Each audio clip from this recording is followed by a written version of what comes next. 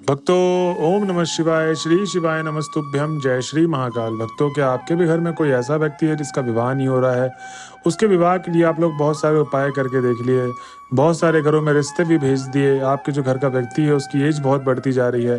बस आपको यही चिंता सताई रहती है कि हमारे घर का जो व्यक्ति है उसका विवाह कब होगा। आप लोग बहुत सारे पंडितों के पास चले गए, बहुत सारे ज्योतिषियों के पास चले गए, आपने बहुत सारे उपाय करके देख लिए, लेकिन फिर भी आपके घर के उस व्यक्ति का विवाह नहीं हो रहा है। तो भक्तों, चिंता मत करिए। आज की जो ये वीडियो होने वाली है सिर्फ और सिर्फ गुरुदेव जी ने विवाह से रिलेटेड उपाय बताए हैं। अगर आप इनको अपने जीवन काल में उपाय को करते हैं तो आपकी जो भी मनोकामना है भगवान भोले बाबा निश्चित रूप से पूरी करेंगे और उसका विवाह निश्चित रूप से होगा ही होगा। तो भक्तों, चलिए चलते हैं उपाय की तरफ और जानते हैं गुरुदेव जी ने आज के इस वीडियो में कौन कौन से उपाय बताए हैं। और जो भी भक्त आज हमारे चैनल में पहली बार आए हैं उससे पहले हमारे उपाय को सुनने से पहले हमारे चैनल को सब्सक्राइब जरूर कर ले, जिससे गुरुदेव जी की आने वाली अपकमिंग वीडियोस आपको मिलती रहे। तो भक्तों, सबसे पहले उपाय की तरफ ले चले तो गुरुदेव जी इस उपाय में बताते हैं कि जो पहला वाला उपाय है, आपको जो भी अगला सोमवार का दिन आएगा ना उस दिन आपको ये उपाय कर लेना है। ठीक, तो सबसे पहले तो आप ये जान ले कि सोमवार के दिन इस उपाय को आपको करना है। अब भक्तों, इसमें कुछ नियम कानून है जो आपको जरूरी है उसको फॉलो करना, मतलब अपनाना जरूरी है। इसमें गुरुदेव जी बोलते हैं कि आपको चाहिए क्या, एक बेलपत्र की डंडी और एक काली मिर्च। अब जो एक बेलपत्र की डंडी लेंगे, ज्यादा बड़ी डंडी ना ले, नॉर्मल सी डंडी ले ले, हाथ के बराबर अपनी ले ले। ठीक, और उसके बाद आपको चाहिए एक काली मिर्च। अब आप ये नहीं अपने हिसाब से 2-3 काली मिर्च ले ले, ठीक, कि 2-3 चढ़ा देंगे तो भगवान भोले बाबा ज्यादा प्रसन्न हो जाएंगे। जितनी मात्रा में आपको सामग्री बोला जाए उतने मात्रा में ही आपको सामग्री लेना है। ठीक, अब आपने एक बेलपत्र की डंडी और एक काली मिर्च ले ली, साथ में चाहिए एक तांबे के लोटे में जल।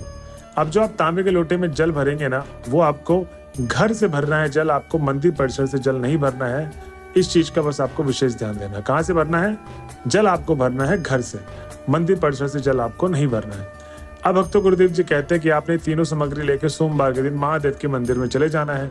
अब जब आप महादेव के मंदिर में पूजा आराधना करने की बारी आई, उपाय करने की बारी आई, तो आपको करना क्या है? देखिए, मैंने आपको स्टार्टिंग बताया था कि नियम कानून जो बताया गया इस उपाय में वो करना है बहुत ज़्यादा जरूरी है। इसमें सबसे बड़ा नियम कानून यही है कि जब भी आप उपाय करने जाएंगे तो आपको अपना जो भी मन में शांति अशांति छाई हुई है, विचार छाया हुआ है, उन सब को अलग रखते हुए आपको 7 से 10 मिनट आराधना करनी है।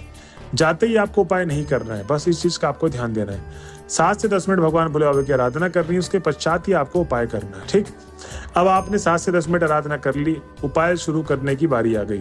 तो अब गुरुदेव जी कहते हैं कि आपको उत्तर दिशा की तरफ शिवलिंग के सामने मुख करके बैठ जाना। तो उत्तर दिशा की तरफ मुख होगा, शिवलिंग के सामने अब आपको बैठ जाना है।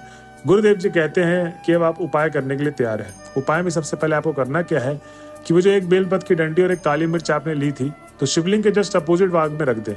मतलब जहां पर आप बैठे हैं ना, उसके जस्ट अपोजिट भाग में जो हिस्सा आपको शिवलिंग का दिख रहा है, ठीक, उसी के जस्ट पीछे वाले भाग में आपको एक बेलपत्र की डंडी और एक काली मिर्च रख देनी है। अब उसी स्थान में खड़े होकर आपको करना क्या है कि वो जो एक लोटा जल गुरुदेव जी ने बोला है आपको ले जाने के लिए, वही आपको एक लोटा जल महादेव के शिवलिंग पे अर्पित करना है। अब जो महादेव के शिवलिंग में आप अर्पित करेंगे जल, तो वो कुछ इस तरीके से करेंगे, आप अपने हिसाब से ये नहीं, क्योंकि बहुत सारे लोग गलती क्या करते हैं कि एक समान धारा बनाते हुए नहीं करते हैं, वो पूरा का पूरा जल एकदम जल्दीबाजी में उड़ेल देते हैं। वही चीज आपको नहीं करना है।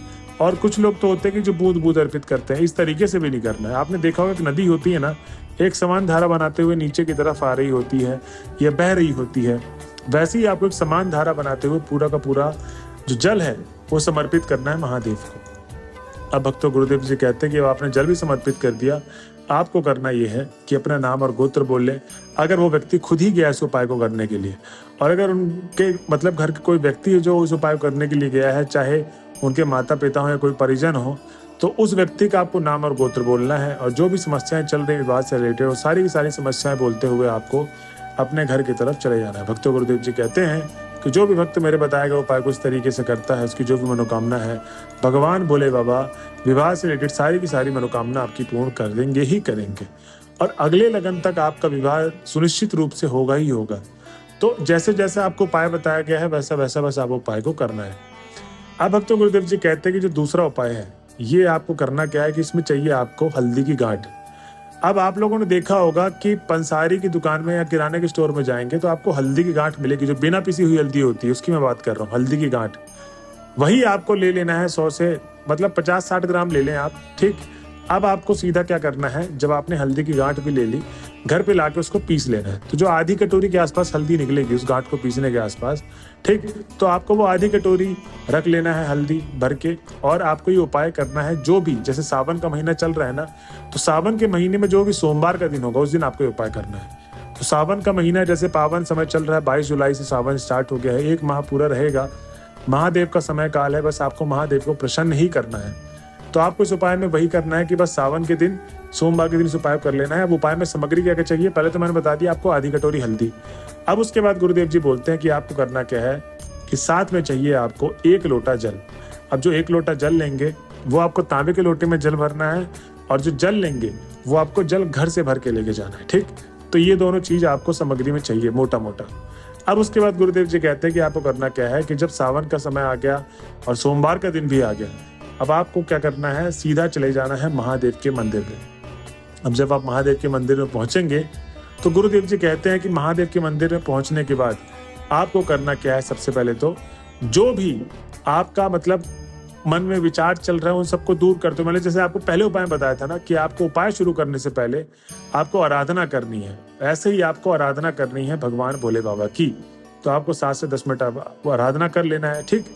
अब उसके बाद जब आपने आराधना कर ली तो गुरुदेव जी कहते हैं कि आपको सबसे पहले तो वो जो हल्दी लेकर गए थे ना उसका लेप बना ले। तो लेपन बना ले। लेपन बनाने के बाद आपको क्या करना है कि वो जो माता अशोक सुंदरी का आपको स्थान दिख रहा होगा, जिन भक्तों को नहीं पता माता अशोक सुंदरी का स्थान किधर है, तो दाहिने हाथ में विराजमान होती है। तो माता अशोक सुंदरी के स्थान पे आपको दाहिने हाथ में विराजमान जहां होती है वहां पर आपको 7 बिंदी, जैसे माथे पर तिलक के रूप में लगाती हैं औरतें बिंदी, वैसे ही आपको माता अशोक सुंदरी के स्थान पे भी 7 बिंदी हल्दी की बनानी है। अब भक्तों गुरुदेव जी कहते हैं कि आपने इस तरीके से कर दिया, आपको करना क्या है कि जो भी आपकी मतलब मनोकामना है वो सबसे पहले तो आपको माता अशोक सुंदरी को अपनी मनोकामना बोलते हैं, क्योंकि गुरुदेव जी बोलते हैं जो माता अशोक सुंदरी है वो भगवान भोले बाबा की सबसे छोटी पुत्री है, तो आपको उनको प्रसन्न करना जरूरी है। तो आपको उनको प्रसन्न मतलब पहले आपने उनके मतलब 7 बिंदी बना दी, फिर आपने अपनी मनोकामना बोल दी विवाह से लेकर।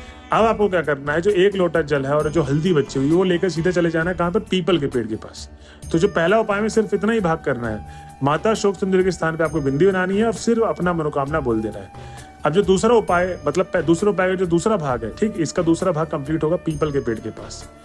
तो आप जब पीपल के पेड़ के पास पहुंच गए तो गुरुदेव जी कहते हैं कि आपको करना क्या है कि सबसे पहले तो आपको भगवान भोले बाबा की आराधना करनी है। तो वही 2-3 मिनट आप आराधना कर ले, श्री शिवाय नमस्तुभ्यम का जाप कर लें, उसके पश्चात ही आपको उपाय करना है। तो आराधना कर ली आपने। आराधना करने के बाद आपको क्या करना है कि हल्दी का जो आप बचा था वो दोनों हाथ में लगा ले, लड़का और लड़की दोनों हाथ में लगाने के बाद आपको 3 से 4 बार छापा लगाना है। कितनी बार? 3 से 4 बार।